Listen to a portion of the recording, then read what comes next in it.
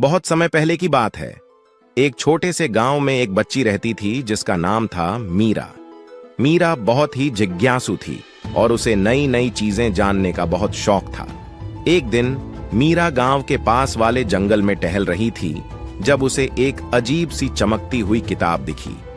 वह किताब पर ध्यान से देखने लगी और फिर उसे उठा लिया। किताब पर लिखा था जादुई दुनिया।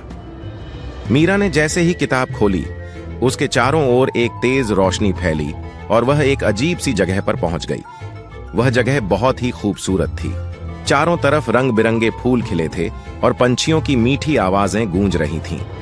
तभी एक प्यारा सा खरगोश उसके पास आया और बोला, स्वागत है मीरा, मैं हूं तुम्हारा गाइड नीलू।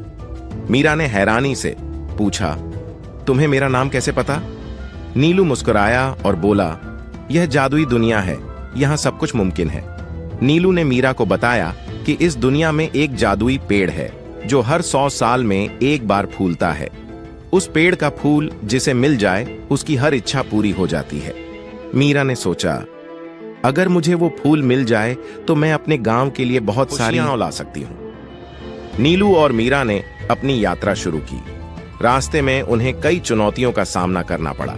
एक जगह पर उन्हें एक विशाल नदी पार करनी थी जिसमें तेज धारा बह रही थी। नीलू ने मीरा को एक जादुई मंत्र सिखाया जिससे उन्होंने नदी पार की। फिर उन्हें एक गहरी गुफा मिली जिसमें अंधेरा छाया हुआ था। मीरा को थोड़ा डर लगा, लेकिन नीलू ने उसे हिम्मत दी। गुफा के अंदर एक बड़ा सा अजगर सो रहा था। नीलू ने मीरा से कहा, हमें चुपचाप निकलना होगा, नहीं तो अजगर जाग जाएगा। धीरे धीरे चलते हुए वे अजगर के पास से निकल गए और आखिरकार उस जादुई पेड़ के पास पहुंचे। पेड़ बहुत ही सुंदर था और उसकी शाखाओं पर चमकते हुए फूल खिले थे। मीरा ने एक फूल तोड़ लिया और तभी पेड़ ने कहा, यह फूल तुम्हें सिर्फ एक इच्छा पूरी करने की शक्ति देगा।